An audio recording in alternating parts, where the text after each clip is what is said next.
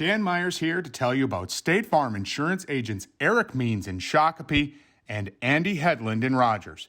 When it comes to hockey talk, Gorgie and I have you covered. And when it comes to ensuring what is most important to you, Eric and Andy are the very best in the business.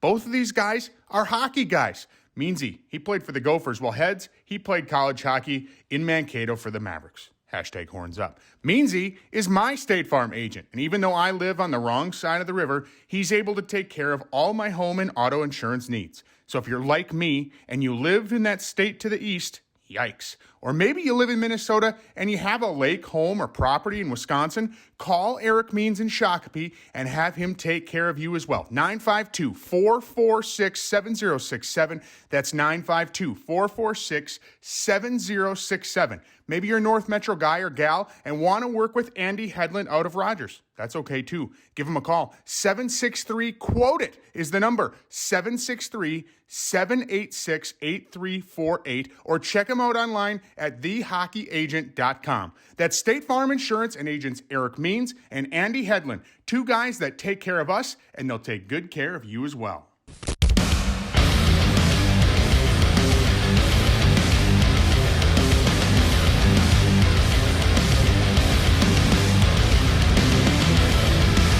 Hello again, and welcome to the Sieve and the Scribe podcast, presented by Minnesota Hockey Magazine and State Farm Insurance agents Eric Means in Shakopee and Andy Hedlund up in Rogers.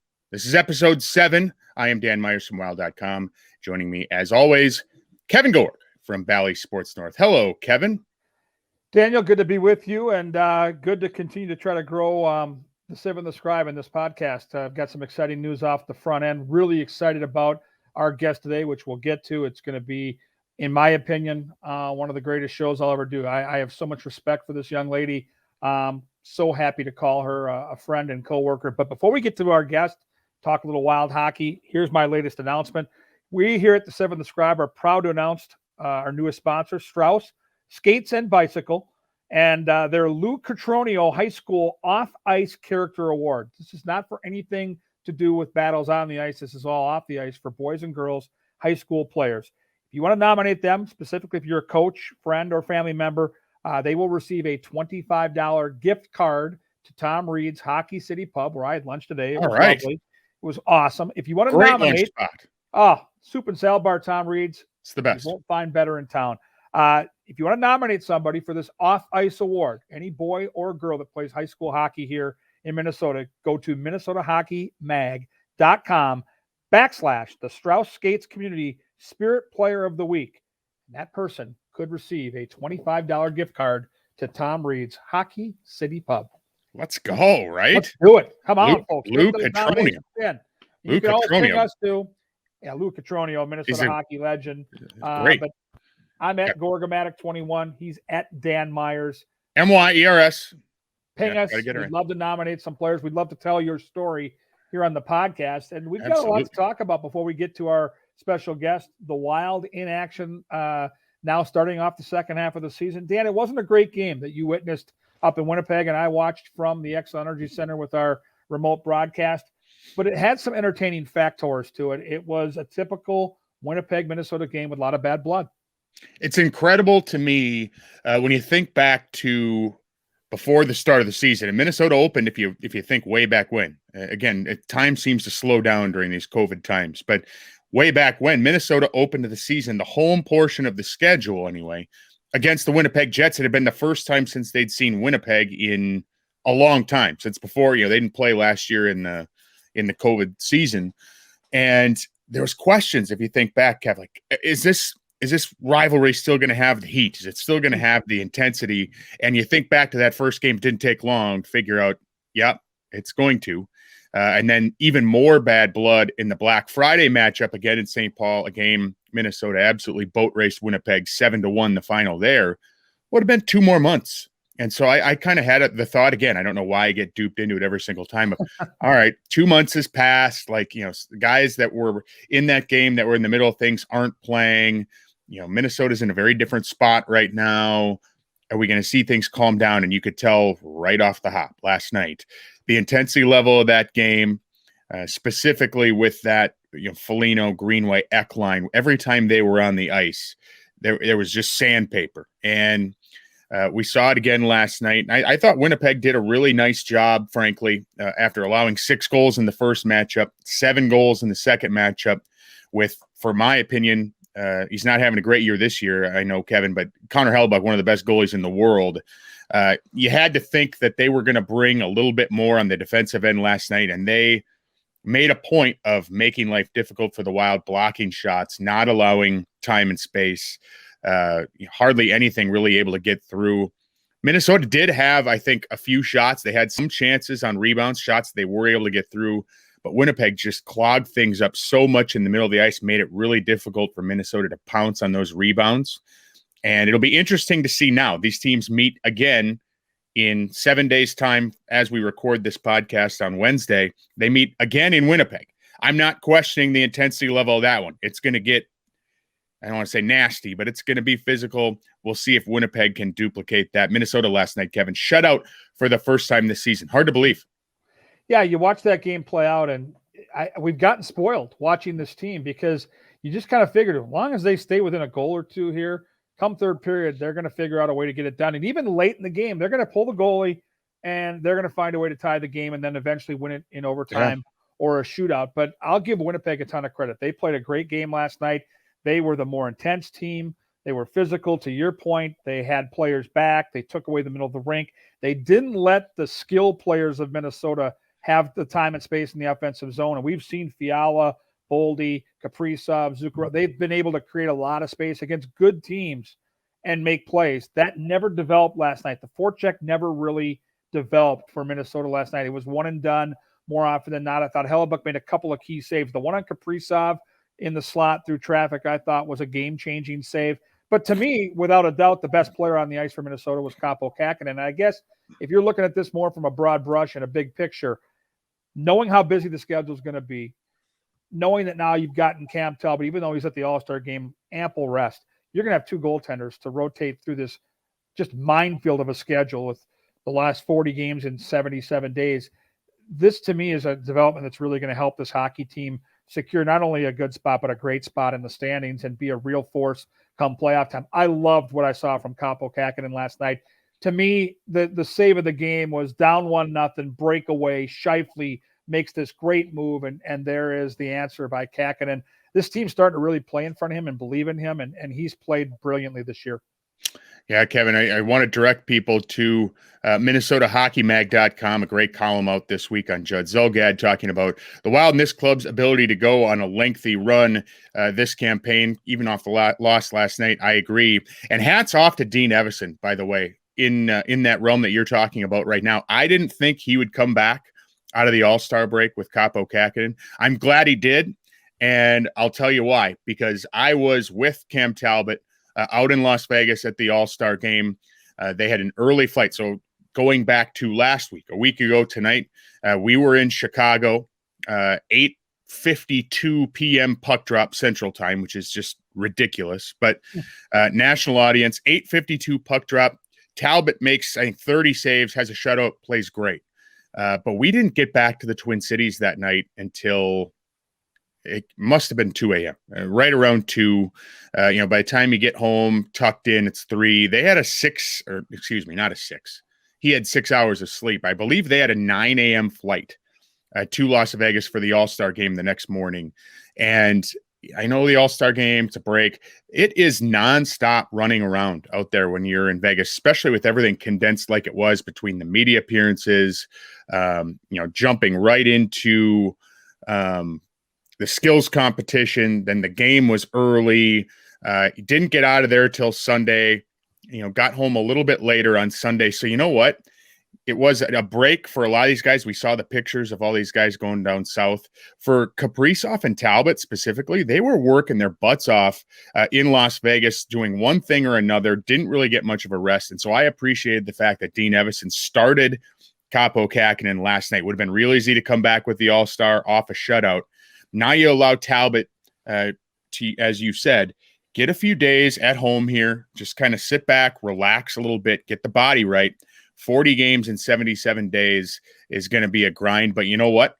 Again, to your point, Kakanen's been outstanding. Again, he's going on one of these runs like we saw last year when Talbot was hurt. Kakanen's showing the ability right now of, it's not going to be 75-25 down the stretch, I think, between Talbot and Kakinen. No way. We're trending a lot more towards a 50-50 split right now, and I'm all for it because we're going to be playing either every other night or a lot of back-to-backs mixed in, a lot of weird, funky 1-2 game road trips and home for a game or two. This development could be really, really big for the Wild down the stretch here. Yeah, you're going to want to play both guys. You're going to want to, I think, rotate as much as possible. There might be some unique scenarios where you'll give a guy a couple starts in a row. And then what I think is going to happen if they both continue to play at a high level, because Cam Talbot's the veteran and has experience, you're going to give him the nod to start the playoffs. But, the beauty of it is you can mix in the 1-1A factor with Kakinen. And we saw the Wild, the one great run they had through the playoffs is going back to 2003. And people forget that it was not just Manny Fernandez or Dwayne Rollison. They played a rotating 1-2 punch, and they got to ride the hot goalie. And if you have two options, it's better than one. And so I'm all for it as well. I think this team has everything you're looking for in terms of a cup contender. You've got enough grit, you've got enough depth, you've got high-end talent, you've got the goaltending, and most importantly, you hit the nail on the head. You've got a coach that seems to be pressing all the right buttons. And I don't know what's going to happen this weekend. Looking forward to that matchup with Carolina on Saturday, but I can promise you this. The next 2 days of practice, they're going to work hard. Dean Emerson will have this team working hard. They will come back and I think play a much better game against Carolina. And I wouldn't be surprised if they beat one of the best teams in the league, because that's been what this team and this coaching staff has shown us all year long. They have a 28-11-3 record for a reason. They don't stack a lot of losses together at one time. Looking at the standings right now, Minnesota still in a very strong position in the Central Division, 1 point behind Nashville, again, as we record this here on Wednesday, February 9th, but 4 games in hand. 4. And so they'll have a couple days here again before playing Carolina, but once that sprint of 40 games in 77 days starts, those games played are going to equal up here for the Wild pretty quick. Not much to talk about, though, on a Wild front coming off the All-Star break, coming off a game where they were shut out. So what better transition to go talk to someone very exciting, someone who was involved with the broadcast with you last night, Kevin. Gigi Marvin, just an absolute gem of a human being, one of the all-time greats. I don't care, men, women, hockey players to come from the state of Minnesota, Warroad legend, and just a remarkable human being. I loved her perspective on the Olympics, on women's hockey, and on hockey in general. Yeah, she's a special person. We're so lucky to have her on our broadcast team at Bally Sports North. You and I are so lucky to be friends with her and have these conversations, whether it's on the road, at the Excel Center, at Wild Practice, which we'll be at together later this week. She sees the game differently. She's special that way. But what separates Gigi from a lot of people is just her humanity and her humbleness, the way she is able to relate to anybody, how giving she is of her time, and how caring she is as a human being. She's an extraordinary person. I'm so happy for the game of hockey that we have her as one of the ambassadors. I don't care, boy, girl, whatever. She is a legend in Minnesota. She's an ambassador to this game. She's a former Ms. Hockey winner. She's a gold medalist. But to me, it's all about who she is off the ice that really separates her. And for her to be that role model to young players out there, I think we're all better for it. And I'm really excited about this conversation today. Without a doubt, one of my favorite podcasts I've ever been involved in. This is the Sieve and the Scribe, presented by Minnesota Hockey Magazine and State Farm Insurance agents Eric Means and Andy Hedlund. This is episode 7. I'm Dan Myers. That's Kevin Gorg. And we'll have more with our guest, Gigi Marvin, after a word from our sponsor. Sports fans, come on down to Tom Reed's Hockey City Pub for one of the best dining experiences around. Great food, an awesome staff, and amazing atmosphere is waiting for you just minutes from XL Energy Center on West 7th in St. Paul. Whether you're watching a game, attending a concert, or just out for a good time, Tom's is the place to be. Enjoy twofers during all live Minnesota Wild games, Viking games, and Packer games. Now serving breakfast on Sundays until 2 p.m. While dining, check out the collection of over 400 pieces of hockey memorabilia. Having a get-together? Let them cater your event. They have room for you in their newly remodeled back bar with extra parking in their brand new parking lot. It's Tom Reed's Hockey City Pub. Give them a call, 651-292-9916. That's 651-292-9916 to schedule your next event. And check them out on the web at tomreeds.com. And if you see Tom, don't mention Ken Dryden. The Functional Neurology Center is a Minnetonka-based clinic staffed by a caring and progressive team of chiropractic neurologists who are experienced in treating post-concussion syndrome, chronic pain, dizziness, whiplash, migraine, and performance enhancement. They are the concussion doctors that you can trust for your comprehensive brain health in Minnesota and who have helped many local professional hockey players that include Mark Parrish, Brock Nelson, Zach Parisi, and Tyler Nanny. The FNC combines innovative technological therapies with manual therapy to improve human function. My name is Mark Parrish, and I played hockey for 15 years and professionally, and I had some concussions, some head issues. We heard about Dr. Schmo, and we're certainly glad I did, because the difference from not just session to session during the day, but from day to day has been drastic. And just with suffering from sleep depravity for years, the last 3-4 nights I've slept like a baby and slept again like I did before I had kids, for crying out loud. You can find them online at thefnc.com. Welcome back to the Sieve and the Scribe, episode 7, presented by Minnesota Hockey Magazine and State Farm Insurance agents Eric Means and Andy Hedlund. Dan Myers here with Kevin Gorg. And Kevin, our next individual, our next guest, needs no introduction as she joins the show. Hockey immortality here in the midst of the Winter Olympics. U.S. women's hockey legend Gigi Marvin. Gigi, thanks for joining us today. Guys, it is so good to see you. Kind of missed traveling with you on the road, so it's fun to see you and get this conversation a little bit more. Well, you're supposed to be, we were supposed to be on the road all together last night in Winnipeg, weren't we? We were, and a big road trip coming up in a week or two, but, you know, the Winter Olympics happened, and we're going to stay local a bit and watch the Wild from afar and watch the Olympics from our home state of Minnesota, it looks like.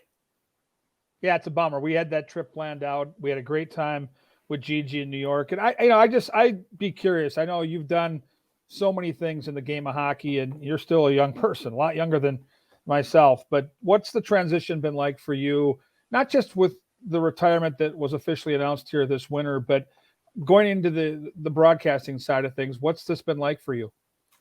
It's been a kind of a whirlwind. I feel like you have to learn on the fly quite a bit. Yes, I went to school for broadcast communication and journalism, but it's a lot different.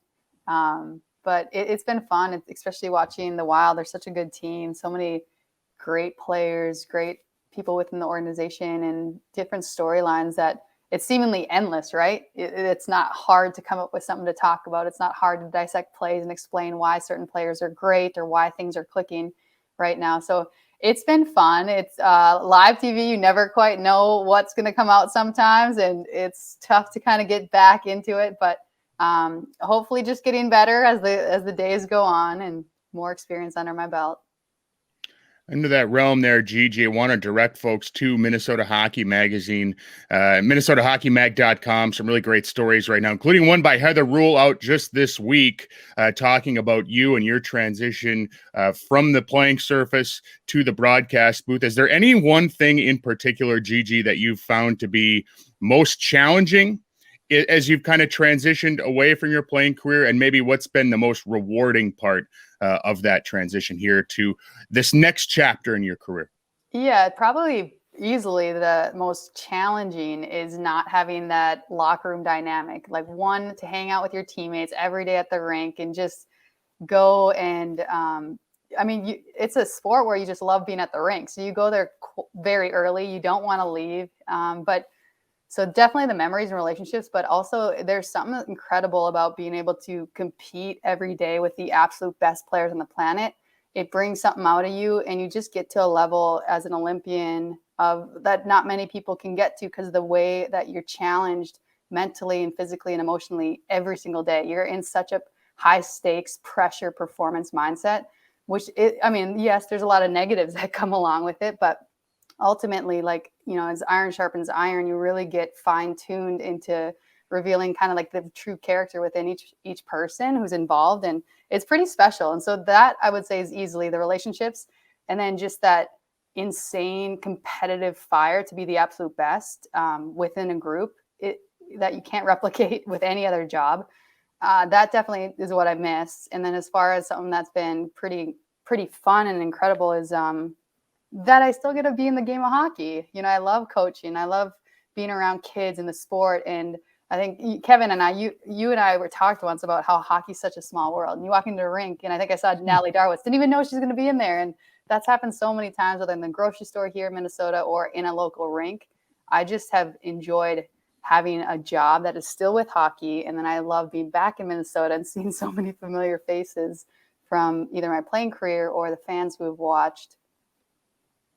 You know, and for me, I'm going to be 55 later this month. There isn't a day that goes by where I don't miss that feeling I used to have in the locker room. It's always about 30 seconds before you were going to hit the ice, usually for the first period. And you've all got your gear on. You've all kind of gotten your position in the locker room. And there's that lull, that 30-second lull where the butterflies really start to churn and you start to really kind of hyper focus on that night's activity, that game, and how pumped you are. I miss that. You can't get that anywhere in life. But what I remember, though, you know, when I started broadcasting, and I still have it to this day, and I've been broadcasting now for roughly 30 years, is the final 30 seconds before you hit the air. You know, for last night, you know, we're broadcasting remotely, but you're still in the booth with LaPanta, and you're ready for this wild game. You have no idea what's going to happen. How do you compare those jitters to the jitters you had maybe in playing some of the big games like you did on this Olympic stage? Yeah, I relate to you. It's definitely there. It's still there. You in the music, the warm-ups, you feel the energy, the excitement, but what's different is I can't just go out and, you know, win a face-off. I can't just drive someone to the corner or do a toe drag around someone and get a shot on net. And so it's like it's been interesting because it's like, what are those small little victories you can have with just talking the game of hockey? So in the sport, it's very familiar and commonplace for me to know where those little calming moments or moments of joy and little victories come to just settle you and help you find a rhythm. And so it's definitely interesting getting switching that and trying to find that same grab or same mentality within broadcasting. But you're right. I'm sitting there and like you can just still feel the excitement of wanting to be on the ice and dictate the play and be on the bench, congratulate a guy. Like we were talking before we came on about how loud the Winnipeg Jets arena was. I remember, I think in the second period, Merrill made an awesome, in my mind, I'm like, sick breakout pass, like great breakout play. He literally goes to the bench and the camera had already gone to the offensive zone. And you could hear the guys being like, Merrill, great job, you know, cheering him on his breakout pass. And like, I miss that also, being on the bench, being like that vocal encouragement, or because it's so cool to watch the best players right next to you. I mean, how can you not be excited and cheer them on when they come off after a shift? And so it's definitely, I found myself still feeling that of like, man, if I was on the ice, or on that bench, I too would have done the same thing. Like I was like saying it in my head just naturally. In that realm, I know it's easy to kind of watch the game that way and put yourself in those spots. You have kind of the unique perspective of you've actually played with a lot of the ladies on this U.S. national team. You've played against a lot of the other competitors, specifically the Canadian team. Does that add a whole nother element to kind of how you're able to view and watch these games, in that you can maybe forecast or know exactly what some of these girls are thinking as they're out there playing? Yeah, it's a lot of fun. And even some of the like lesser known teams. I mean, I have great memories with the Chinese players that I met in Korea and the Sochi Olympics. I mean, I had awesome teammates that I played with in Boston on Chechnya from the Czech Republic, Shisheva and then Katerina Murzova. And they're tearing it up over there. And just little things, not even Team USA or Team Canada, that of course I'm going to know very intimately and deeply, but even the other players over there, it's so cool to be able to cheer them on and watch. But specifically, yes, like every player on Team USA I've played with, you know, some for 13, 14, 15 years, like Hillary Knight, and others just kind of when they hadn't made a national team, but just at some winter camps or tryout festivals. And so it's pretty special. I was actually just at the Gopher practice, and Jinsey Dunn's little sister plays for the Gophers, and we were just chatting, and Grace Dunwinkle's sister plays for the Gophers and we're all just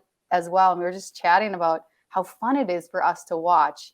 And it's definitely different because this is the first time since 2006 that I'm watching an Olympics instead of playing.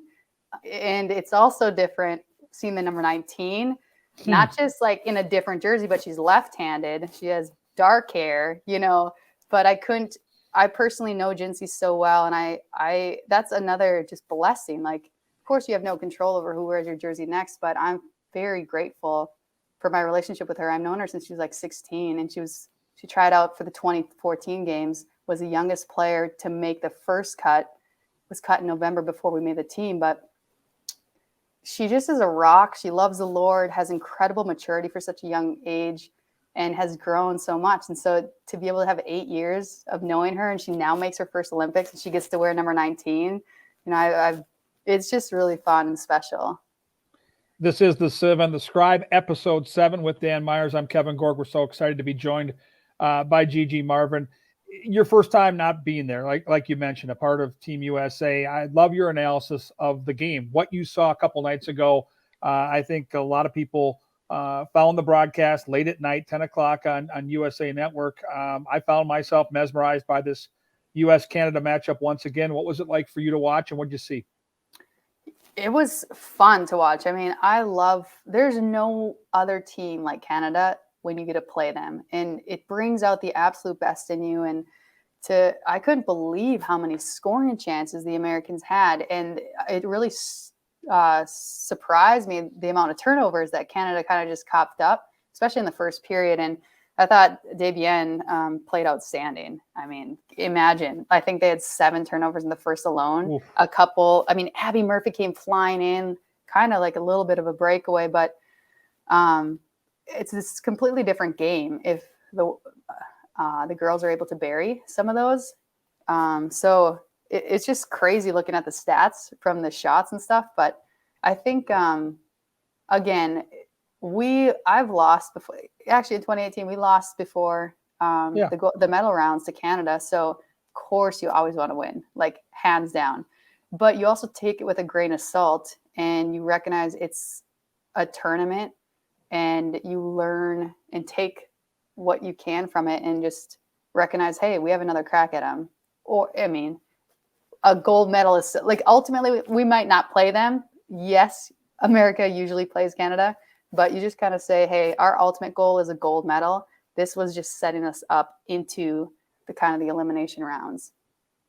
I saw kind of a crazy stat during the broadcast the other night. I think it was Canada is 19-1 against the United States in the preliminary rounds before getting into the medal rounds of these tournaments, which is crazy for me to think about because the U.S. has won a couple gold medals over the last couple decades. And you guys have actually had a tremendous amount of success at tournaments like the World Championships. I think you've won, 5 gold medals in 7 appearances.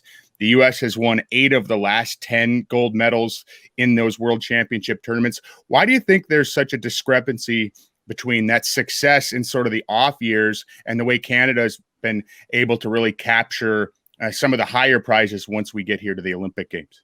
Yeah, I'm not sure. I remember when I first came in, it was just Canada just was above and beyond better. Like, I think anyone would have said that. They had won 3 times in a row, I think. And so our first time actually even winning, the culture was so different from when we first won in 2008, a world championship. We won again in 2009. We won in 11. We won in 13. We won in 15, 16, 17. But the 2009 win to this past win, we went on a tear, completely shifted the dynamics of who is the better team. Yes, they're still in 1-goal games. Every single world championship game, or 4 nations, I want to say, or Olympics, was literally a 1-goal game. Maybe there's one that wasn't. But it is interesting because even in Sochi, we were up 2-0. Could have won that one. Ended up giving up 2 goals in the last 4 minutes, lost in overtime. I think we lost that prelim as well, despite winning, again, multiple games ahead of that. And then same thing with the 2018 quad, won in 15, 16, 17, won Four Nations, destroyed everyone at Four Nations tournament. But yeah, I don't know what to say. I have no idea. It is just one game. Is it the Olympics? Yes. But so the Olympics has its own little set schedule and, record and results. But I would have been, I mean, it doesn't shock me that it was 19-1, I guess, because I think, I mean, I'm pretty sure we lost each prelim as well, despite winning, of course, in 2018. But yeah, it's a tight margin. I think the Americans definitely shifted in our favor come the 2011 season. It was just crazy, the difference from that post to pre-2010. I know you can't speak to this year because it's in a COVID situation still with the Olympics going on, but take us back to 2018, pre-pandemic. Once you get through the prelims and you've got this awkward break in your schedule and you're at the Olympics. I mean, this is an unbelievable opportunity for a young person. What are these days like in between the prelim games and then when you get down to playing in the quarters, the semis, and the gold medal game? What does this time frame look like for you guys as players? Yeah, I think we had like maybe 3 days off, I want to say. Either way, the longest break definitely is in between those first ones and then the kind of elimination rounds and semis and gold. But it is just kind of like maintaining like rehab, like, or active recovery, like especially the older players is always like onto the making sure your body and mind is at its best, but it's also kind of it's you get to go watch other events. And so I remember I watched figure skating and the men's game. It was really fun for me because some of my brother's teammates were out there, and then of course Ryan Stowe from the U was there, and so and I just like hockey in general, so it's fun to go and watch. Kaprizov was there. I remember watching him in the gold medal game. I was more about, like, of course I didn't really know of him, but Kovalchuk was so fun to watch. But I can remember where I was sitting when they scored that overtime game winner. But so it's a kind of a mix of that. You're very aware that you're here to do a job and it's to win a gold medal. That's the main thing. And then, so you are doing a lot of active recovery and watching video and just kind of getting your mind right and helping the emotions kind of settle, knowing what's to come. But the flip of that is really enjoying it as well and going to some events because you have a little bit more time and just taking in the experience, whether just hanging out in the cafeteria a little bit longer, because it is really cool because you're just watching. I mean, it's all Olympics everywhere. And so I remember watching the speed skaters and, like, I forget his name, but he, for 3 years, I think all my Olympics, the guy just had long blonde hair, huge quads from the Netherlands, won every single thing. And you're just like, we just watched this man compete and here he is at the Village, and you're just like, you know, typical fan at home, right? Where you're just in awe of this strength and power, and especially because the speed skaters would do their workouts outside in the Village, and you're just like, it was so exhausting watching them. I'm like, you don't even have a puck and a stick to have fun with after you skate. Like, it's just like leg day all day. Oof. So little moments like that you definitely want to relish, and that helps you. You know, how can you not find joy watching that and hanging out and living kind of the dream that you've always had, getting ready to hopefully achieve your own dream. This is the Sieve and the Scribe. Our guest today is Gigi Marvin, and we will have more with Gigi after a short break and a word from our sponsor. The Sieve and the Scribe want to thank one of our founding sponsors, Tim Cortez Studio, for supplying the artwork for our podcast. Cortez is a famed artist and former Gopher goaltender whose work is prominently displayed on the exterior of Duluth's Heritage Sports Center in a series of 20-foot by 34-foot banners representing commitment, dedication, courage, honor, hard work, teamwork, integrity, and sportsmanship. Check out his art at www.timcortez.net. That's TIMCORTES.net, or follow Tim Cortez Studio on Facebook, where you can find commission work for the United States Hockey Hall of Fame and the UMD Bulldogs championship teams. Email timcortezstudios@gmail.com for more information. Hey, pal, you already know that CrankyApe.com is the coolest auction site on the web for everything that rolls, floats, or has an engine. But did you know we'll also sell your toys for you? Why deal with sketchy characters, tire kickers, and no-shows when you can have the ape do it? It's a heck of a lot easier, and if you're not built like me, a lot safer too. Just go to CrankyApe.com and click on the blue burst. I'll take it from there. CrankyApe.com. Why monkey around anywhere else? And we're back with Gigi Marvin here on the Sieve and the Scribe. Gigi, I'm not ashamed to admit, last night on the bird home from Winnipeg, I Googled your name to do a little bit of preliminary research about you. And one of the first things that comes up when you type in your name into the Google machine is a picture of you. And you have this giant smile on your face, and you have the gold medal draped around your neck, and you have the American flag like behind you. It's one of the coolest. I'm printing it off, and I'm actually going to have you like autograph it from my man cave one of these days. Awesome. I've got to know, when you think back to all that, I don't want to say heartbreak, because winning a silver medal is really cool. Like, that's a hell of an accomplishment. But all those years where you were so close to achieving your dream, and then in 2018 in Pyeongchang, you finally reached that goal of winning a gold medal. Just what was that moment like? Because I'm thinking, I see that picture, and I got to know the sheer joy that is going through your mind in that exact moment. It just had to be incredible. Yeah, there really is no words. I haven't found an Olympian yet who has the appropriate words to describe it. It's incredible. And like you said, it's not just, you can't do it every year. You have to wait. I have waited 12 years with the national team, not even counting the years younger since I was 10, and I witnessed for the first time a woman winning a gold medal in hockey. And I'm like, whoa, that's what I can do. Because previously I was just like, I'm going to raise the Stanley Cup. That's what I'm going to do, because that's all I knew, right? And so since 2010 to 2018, I mean, there's 4 years I was on the national team. So 2006. So you add that in, it took 12 years just with one team in order to win a gold medal. And it's so all of that flashes through your mind, the dedication of your teammates, the just minute, tiny little changes you make to your diet, to your training, to your time of your day, when you go up, when you choose to recover, whether you go to a party or not, whether you go on a vacation or not, whether, the priorities shift in such a subtle but significant way. And all these little things matter, and they add up to these moments, right? I mean, and for us to finish, and with a gold medal, goodness, it wasn't just a game. It wasn't just an overtime, and it wasn't even just a shootout. You had to go to extra people in the shootout. So it's like, my goodness, it was just like, it took forever, right? Instead of just winning it right after 60, we had to keep going. But I love playing hockey, so I'm pretty fine with that. And it was a very special way to win, pretty dramatic, that's for sure. One of the best hockey games I'll ever play in, hands down. So one of the best ones I've ever watched. I remember exactly where I was, Kevin. We were in New York. Yep. What a cool place to be. It was like 2 a.m.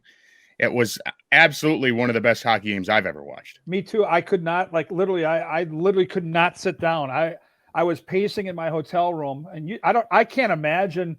You mentioned how long that thing went on, Gigi, but I mean, just as a fan watching in my hotel room in New York, I could not sit still.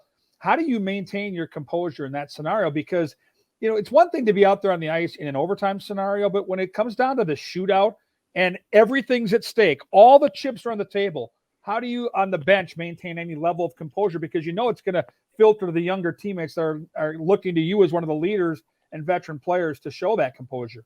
Well, 100%. And that's why, in July 4 years ago, or in June 2 years ago, or at practice in Tampa 4 months ago, when no one mattered, there's no stakes, there's nothing on the line, no one cared.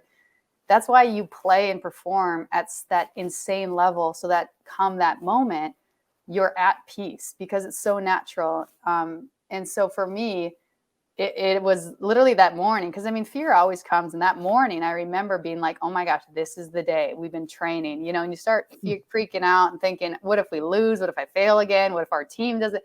What if all these things, right? But then I remember I was doing my Bible study, and there's a verse that says we take captive our thoughts.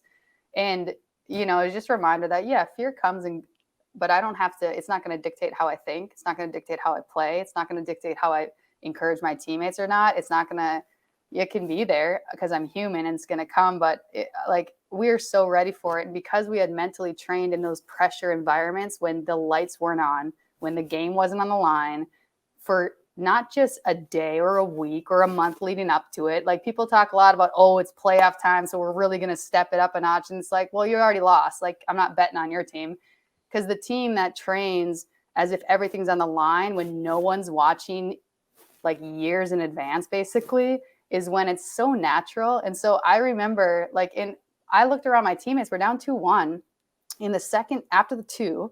And I was asked by a reporter who's American. He literally, hey, remember when you guys lost? I get like planning fear, planning doubt. Yes, I was there. Yes, I remember when we lost 4 years ago. Yes, I remember being up and then losing in overtime. But that's not going to dictate. And I just remember, again, all of that we've already mentally trained ourselves on, all of that skill, handling the pressure, deflecting it, changing the fear into positivity and the doubt. Yeah, we're down. It doesn't matter. We're a completely different team. And I sat in that locker room and you could just sense it. I knew we were going to come back, and every single player, I think it's cliche for people to say that, but it's so true that every player knew we were going to find a way to win. And sure enough, there's such calmness. And yes, it exuded from a lot of the leaders, hands down, because we had implemented it so well for so many years. But our young kids also, they came into that where they started doing that as well. And so I remember being like called to go, okay, Gigi, you're going to be first. And I already known I'd done quite a few shootouts before, so I knew. But I remember standing there and I was thinking about that morning and being like, man, this is the cool, immediately, this is the coolest thing. I have a huge smile on my face. There's nothing I'd rather do right now. So I didn't feel the pressure because I took captive those thoughts and just said, yeah, I got to shoot.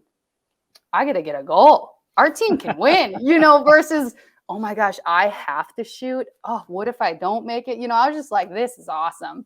And so it takes, and I'm not saying that's easy. You say it kind of sounds easy, but it's not for me. And it's not at that level, I don't think. And based on my teammates' experience, it takes tons of mental skills training to just allow yourself to be grounded and focus on what you can control and focus on the good. And just kind of bring it down to that tiny little moment. For me, it was just back in Warren, Minnesota when I was little, because I had done shootouts all my life, basically. It's just crazy to think about the fact that you're in the middle of the world stage and there's literally tens of millions of people watching and you just have a smile on your face. Like I would be, I don't know, I'd be curled up in the fetal position. Like I know millions of people are going to be downloading this podcast, and I'm nervous just thinking about that. Yes. Gigi, for those that don't follow the women's game as closely as they should, and they absolutely should, because especially when you get up into these Olympic games, the level of hockey is just incredible. It's for me, I love watching the women's hockey tournament just as much as I love watching the men's hockey tournament. It's so good. What is the U.S. Canada rivalry akin to for people that maybe are just getting into hockey or just getting into the Olympics? Is it like Red Sox, Yankees? Are we talking like Vikings, Packers? Like, how would you kind of compare the intensity of these matchups every single time you guys play, whether it's at the Olympics or the World Championships, or whether you're out, doing these kind of series around the country and around North America?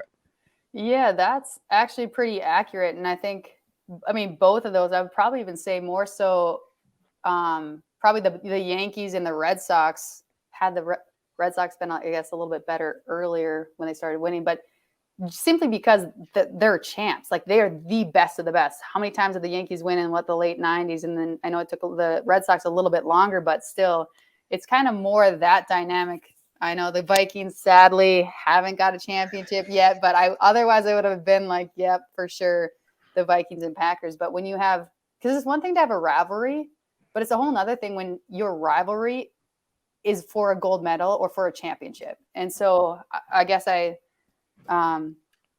think more about, you guys probably would be able to help me out with other teams or even other leagues where they are perennial contenders, where, not only do you just not really want to see them win, but they're always good. Like, it's not even a question of whether they're going to be good or not. It's a matter of how good the game's going to be, really. Like, who shows up to play, who competes, who kind of gets that one goal or that one turnover to convert their team and help their team win. So Yeah, I guess the Yankees and Red Sox come to my mind simply because of the actual championships they've won. I know it's for Gigi and I, this may be a little, we're too young for this. Kevin, you're old enough to remember this, being the father of the group here. Maybe it's a lot like Lakers Celtics back in like the 80s. That You think sounds about a that, lot. those two teams Yeah. just going at it for NBA championships seemingly every single year, right? Well, you're on the other side of the bracket, which those teams were. One was on the East Coast, one was on the West. You knew that at some point it was going to get down to those two teams. And the cool part about that back in that era is you knew all the players, and you knew that there was a friendship there and a respect level for those players away from the court. But literally when they got on that basketball court, I mean, they were playing for their lives. Like they were literally playing for their lives, even though in the off season they were buddies. They got along fine. I think, listening to Gigi and having the privilege to interview some of these current players like Maddie Rooney and Hannah Brandt, there's a friendship there, right? Gigi, you guys actually train and know, and you're friends with some of these Canadian players, but when the puck drops, it's just a different scenario. Right. Yeah, I actually think that's a really good comparison because they were both the best. They both traded off championships and they knew each other. And there are so many. I never played with any Canadians who made their national team, but there's a lot of my teammates who were at the same universities and same college campuses with those players. There's quite a few Badgers who just, we have a Badger goalie on Team USA with Rigsby, Cavallini now, and then they, of course, Anne-Ray Desbiens just beat the Americans. She's also a former Badger, so yeah, I mean, it's a pretty remarkable because yes, everyone can understand rivalry, but when you attach championship to one or the other, like just guaranteed kind of, it just brings it to a whole nother level. How about the post gold medal? I know I'm probably going to be in awe of some of this, but the text messages, the calls, give us just a little taste of what the week or two after that was like, and some of the, looking back, some of the memories of like, oh my gosh, this person called or this person texted, or I got to be on this show. What was that experience like? And give us just a little peek behind the curtain as to some of those congratulatory notes. Yeah, well, obviously your phone blows up. I mean, I think I actually took a screenshot of how many within, like after the day. I mean, it was easily north, like 273 north of that. And It didn't go down. Like, because you would send one thing and then they would just keep going, or new people would come and you'd get random numbers. Hey, this is so-and-so from, hey, do you remember? And, but it's the coolest thing, And so that was overwhelming to me because I'm not someone who can just, Kevin, you would appreciate this. It blows your phone battery like so quickly. And so it would stress you out. I'm charging right now as we record this podcast. Of course you are. So it's such a gift because so many people, of course, watch. And the hockey world is huge, small in the sense of personable, but huge in the sense that it seems like everyone knows everyone and wants to congratulate you. And so it was just really special. And then to land back in the States, we landed, for me, it was really special because we went to LA first and went on the Ellen DeGeneres show and went to the Kings game and did a couple of fun things in LA. But I had a cousin who went to school in Cal State Fullerton, and I just call her up. I'm like, hey, you got to come with us to the Ellen show, come backstage, come on, have a blast. And so it was to be able to invite friends and family to little things like that. And so sure enough, I'm calling her as our team leaves for the show. And I'm like, okay, Ellie, like I got your pass. Don't worry. We'll be there in a bit. She's like, oh, it's fine. I'm already in. I parked in her studio. I'm inside, like just waiting backstage. And she had a blast, right? A young college kid at a TV show. But we went to watch the U.S. women's soccer team in Newark. We went to a couple Rangers and Devils game in New York City, did the whole, stock exchange and everything in New York City. But it was also really special because Venus and Serena were playing tennis at the Garden as well. I don't remember what the event was, but it was like only 8 players. And so it was so cool to hang out and just interact with like the greatest tennis player of all time, one, and just to do some fun little things like that. But honestly, and yeah, you're on the Kimmel show or the Fallon show, and you're on all these shows and stuff, which is great. And you get to meet all these cool athletes that you respect, which the athlete part I really loved. I loved watching the U.S. women's team play. But honestly, what really jumps out to me is, you know, we went from LA to Florida and then to New York. And it was like 10 days of just all these shows, and which is deservingly so. It was a huge deal. It was a lot of fun. But the moment that really sticks out to me is I was in Tampa before we flew out to New York, and I just had to go mail a package or something, probably to my niece and nephew, just a little care package from Korea. And some people at the post office, I'm sure I had like a U.S. thing on. They immediately looked and they're like, "Were you on the U.S. gold medal winning team that just came back to hockey?" And like tears are streaming down their face. And they're like, "We don't even know about hockey. We don't even understand the game. But what you ladies did, like the depth of appreciation and joy that moved this person's face, who had no clue about hockey, no clue about really any of us, no personal connection with the team." And you're just like, that's the epitome of the Olympics, right?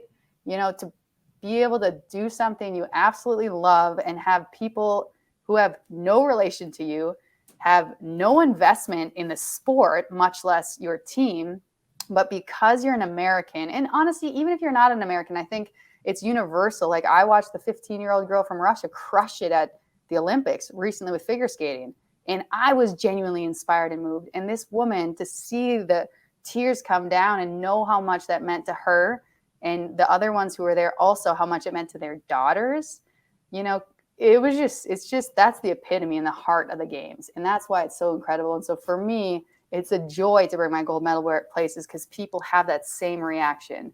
I was just like a week ago, that same spot where I was letting someone hold the gold medal, and you just felt their heart, you know, open with appreciation and joy and encouragement, and they remembered all those moments and memories. And that's something that, you know, you can't put a price tag on. And it's not like this flashy thing of being on a show or meeting a celebrity, but it's probably the most genuine, powerful thing a person can do to someone, right?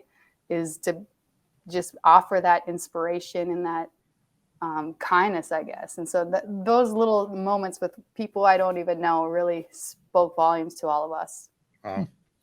It's akin, I think, to Kevin Gorg when he goes to Staples to buy Sharpies, and the checkout guy recognizes him as the hockey guy. It's always entertaining to listen to. But honestly, though, this is akin to one of the greatest moments in the movie Miracle, which I just watched for like the 80th time last week. But remember when the 80th time this month, by the way, 80th time this month. I can't get enough of it. But I mean, you look back at the telegrams that were all pasted up on the wall as those guys were leaving the locker room. This is way before social media. To Gigi's point, the impact that these games can have on people that don't have a connection outside of the fact that they're proud to be an American. And there were thousands of these notes and these telegrams, you know, wishing the team good luck, beat those commie bastards. I remember it well in the movie. You have it now on social media. You have it in the post office, but the inspiration that you can provide. And I guess my final question for you, Gigi, would be the gold medal. Did you sleep with it? Did you wake up the next day and think, was I dreaming? Is this real? Because it's a larger than life moment for certain, and no matter what. It is. Oh, well, I didn't even go to sleep that night. And because I mean, it was like 9 p.m. Korea time. And so by the time we had got done celebrating with our family, we were already at the Today Show, and that was at like 3 a.m. Wow. And so then you get back, like no one slept at all. And I don't know how you could. And maybe I got a couple hours, but I didn't sleep with it on, because we knew it heavy. too. It's the heaviest in Olympic history. Like the thing is massive, and it's just the coolest. And so, but I do remember like sleeping with it and putting it right next to my bed, but I don't think I slept because I was so stressed. Where was it going to go? Is someone going to come in here? Which is so silly. Nervous. It's so silly because all I do is room with Team US, like my hockey teammates, and they all have their own. It's not like they're to steal mine. But one, we already didn't have much opportunity for sleep. And two, just with the sheer excitement and the stress of, oh my gosh, it's right here now. Like I can't lose it. I can't like drop it, or, you know, it's just funny, but it's incredibly special. And those last couple of days. I'm really grateful that how they end, or how they put the hockey tournaments. The guys is at the last end, and ours is like the second to last day, because you just at that point you just want to go home and celebrate with everyone. Yeah. I don't. It's pretty impressive how people stay for like a week and then go. So I was really grateful that we won. We didn't have any sleep. We watched the curling team win. It was unbelievable. One of my favorite athletic sporting events to go to. And then it was opening ceremonies that night, and then we were out. Like it was really fun. No sleep, but it didn't matter because we were going home, and it was a really cool welcome home party. This is the Sieve and the Scribe, presented by Minnesota Hockey Magazine and State Farm Insurance agents Eric Means and Andy Hedlund. This is episode 7. Our guest is Gigi Marvin. If you're looking for more Olympic talk, specifically regarding the women's side of things, we actually chatted with U.S. Olympic coach Joel Johnson in episode 5. So go back and listen to that as well. Gigi, I got a couple more for you here. Just 3-time Olympian, 3-time medalist, won in gold in 2018, silver in 2010 and 2014, started playing for the U.S. national team in 2006, 126 games with the U.S. national team, scoring 74 points, including 24 goals. You retired December 16th. What led you to that decision? And was there anything kicking around in your head the last couple of years of maybe trying to give this thing a go here for 2022? Well, yeah, I think for me, it was just kind of like the time. And, I think anyone would say they never want to stop. Like, I'm still going to watch and be like, oh, I could, you envision yourself on the ice and what you could have done or how you could help the team. But I feel a lot I'm at peace watching the games, which is interesting because you never really know how you feel your first time out and really watching. But I really enjoyed watching those games in the prelims for the team and cheering for them or texting them, and feel terrible for Dex for sure, for her not being with her injury, not being able to compete. But so it was more just knowing that it was the time. But as far as when I retired, it was actually, it's funny because like I think it was last year I made the decision. I forget. But anyways, it was during COVID, and COVID seems like it's lasted forever. And I'm like, I'm not going to do this over a Zoom call. Like, I want to be in the rink. I want to see my parent or see my teammates, give them a hug, talk to the support staff that I know so well, and have, my friends and family in the building. And I thought, what better place than where I played 3 of my games, U.S. Canada, in my home state at the XL Energy Center. What an awesome thing. And so I purposely wanted to wait and do it in person. Well, then it ends up getting canceled because of COVID. And so you just kind of have to laugh about it and just be like, you know what, it is what it is. I did my best, didn't want to do it via Zoom. At least though, the day before I got to go and hang out with them and be at practice and do what I really wanted to do, or the most important part. And that's to tell them how proud I was of them, how I'm cheering for them, and just like to have those moments with the girls literally who I've known for 15 years on the U.S. team, not even counting growing up and competing. And so it was, I think it's always going to be bittersweet. It's always going to be difficult watching because you always envision yourself like being on the ice. It's hard to separate that, but I'm not going to lie. I'm not as excited about being under the stress of watching because I now have zero control over the outcome of the game. So I'm now in your guys' boats of like losing my mind on the couch and just sweating and pacing, and I'm on the other end of it now. And so that is a different dynamic.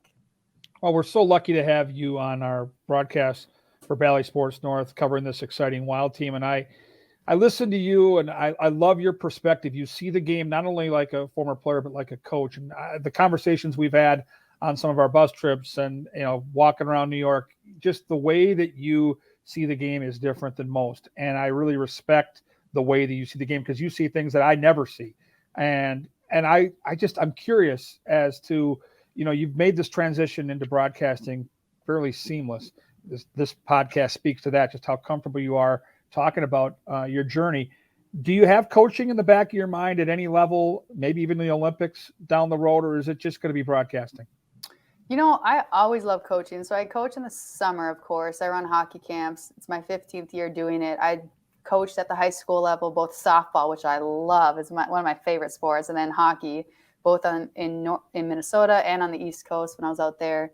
And so, yeah, even when I'm doing broadcasting, a lot of me is, you know, or I'm talking to the camera and showing this analysis or breakdown, like I miss the direct interaction because it's just to a screen essentially. You know, I don't get to see the kid or the player apply it. I don't get to be with them for the journey. And, you know, usually when I'm with someone, even more things come to mind of different little drills that can help, explode their skill set or fine tune it. And so I love coaching, but really felt like this year for sure, just, you know, commit to broadcasting and see what that can do and put your heart and soul and everything into what it takes to be the best broadcaster. And it's interesting because I don't necessarily, that blueprint is not as cut and dry as like being an Olympian. You know what you need to do, you know, the kind of the bar is set, the standards set, and it's clear cut. And so it's just been an enjoyable time learning, like what does it take or what is needed or how to change on the fly, if you will.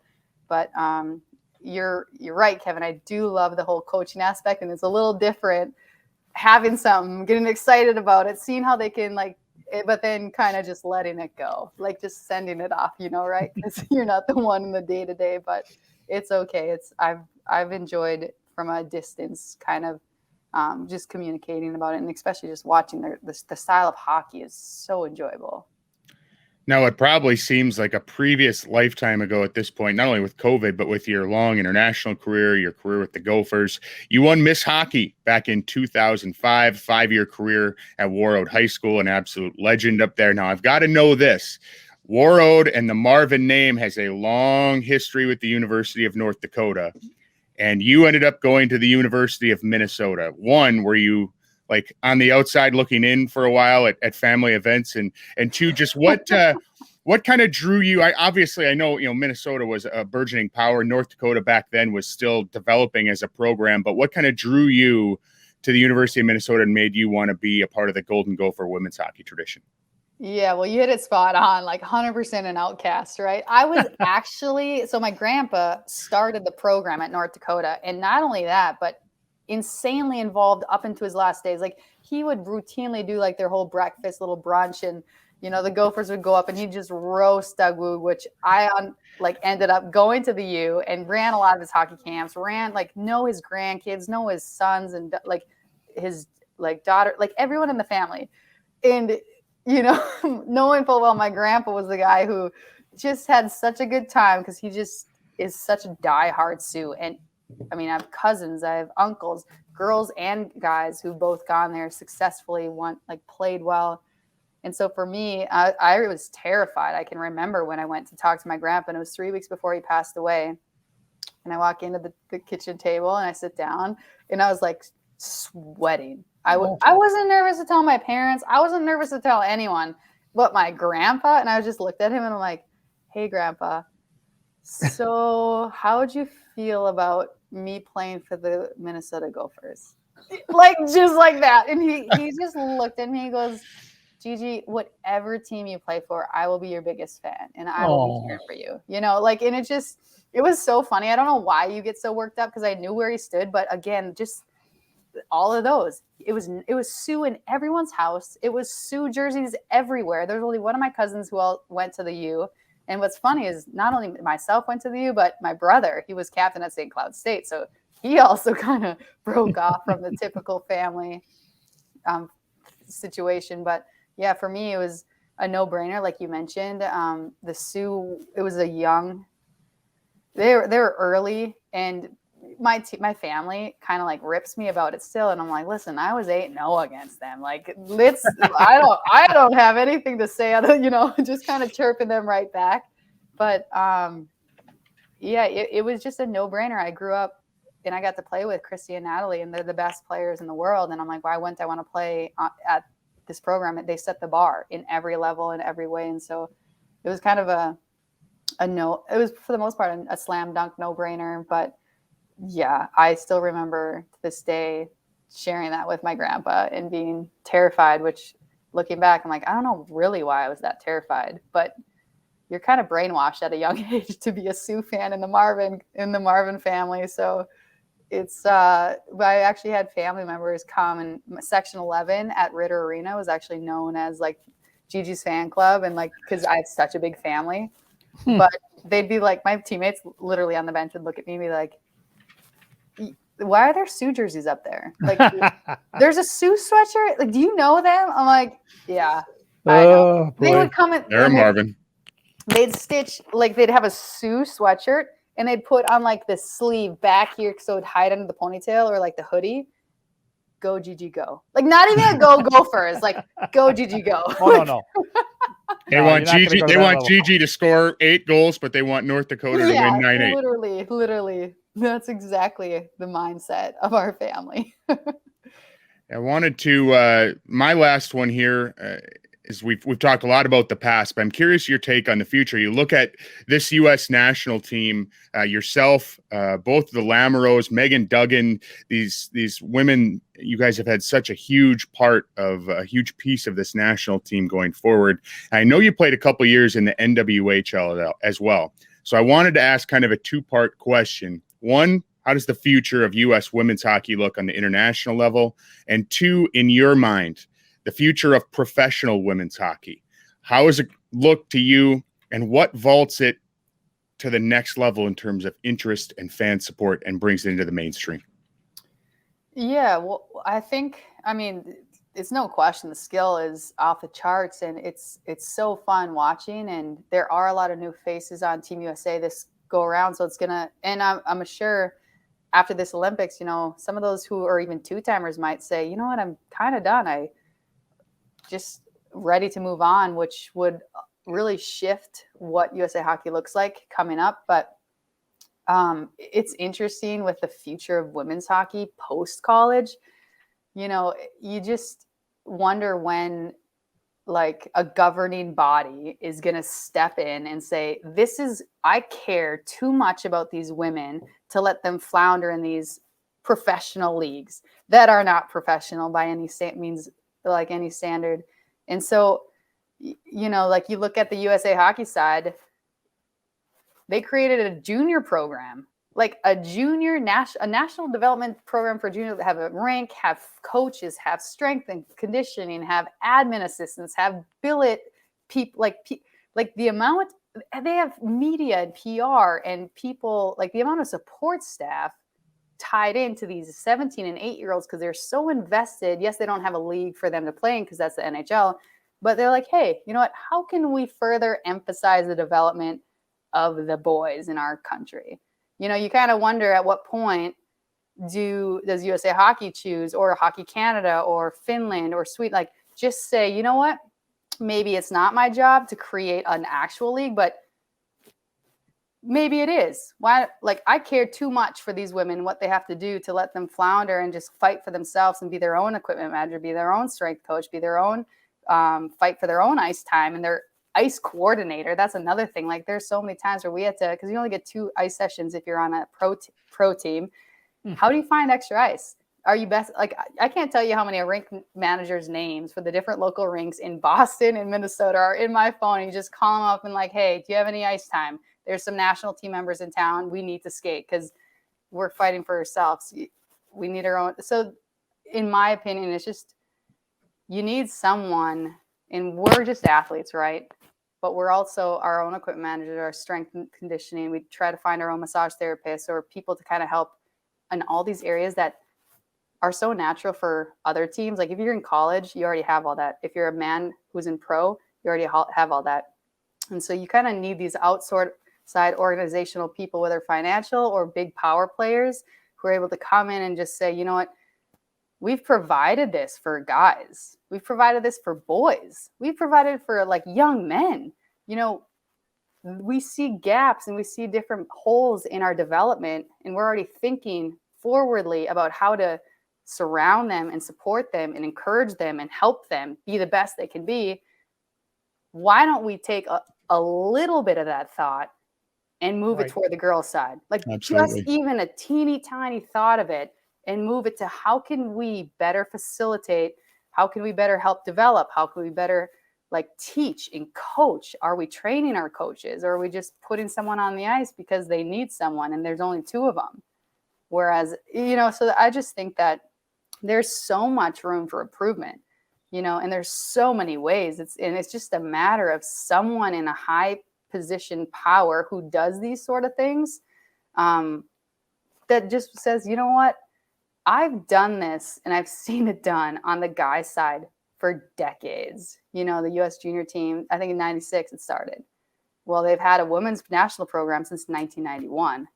And you just kind of wonder at what point is someone going to just say, you know what, they're worth it. A girl is worth that sort of investment, at least at the bare minimum, that forward thinking of how can we support, create, facilitate, organizational, anything, really anything at this point. And so it definitely is a work in progress, and there's a lot of areas to improve. And it's not as if we're asking for a lot. We're simply asking for what's already in a place everywhere else. And people say, well, it's too difficult. And it's like, well, was it too difficult to start back then? I don't think so. It's just a matter of the willingness to start. Like that's it, So, yeah. I think it's going to happen. I think you're starting to feel changes throughout the landscape of hockey. And I think we're starting to see that as high as the NHL level. And I'm not just talking about you in the broadcast booth, but throughout the league, these superstars of women's hockey are now starting to become household names. AJ Malesko, we've seen Natalie Darwood's work on the broadcasting side with the Olympics. Player development too, right? Yeah. We're seeing women as GM candidates now too, which is fantastic. And so I think it's going to get there, Gigi.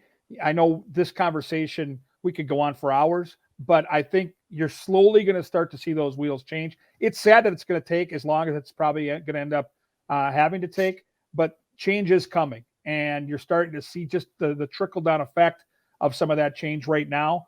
But to your point, it's sad that it hasn't happened already behind the scenes. So the girls that do play that are 16, 17, 18 could have some of those luxuries, because it's a lot easier to be your own manager to get those things, even though it's a lot of work when you're an adult. It's not really easy when you're somebody that's still probably going to high school. Right. And so just to have anything kind of in place where you're able to train, because ultimately, you're a hockey player. And so when you look at, whether it's NHL, whether it's juniors, whether it's the OHL up in Canada, or, the U.S NTDP, they're just hockey players. They have coaches, they have a rink, they have practice time, they have massage therapists, they have medical, they have trainers, they have an equipment manager. They're not going to Pure Hockey and getting $7 for a skate sharpening and buying $3.99 tape to tape your, like, they're not doing that. So, no chance. It's out there. It's just a matter of someone willing to pull together and work for the betterment of girls, saying, we've done this for years and we're actually pretty good on the guys' side. We've gotten to be really good. Why don't we choose to invest and do that? Take all of that wealth of knowledge, all that skill, and do the same thing in any way, shape, or form, and start with the women's side.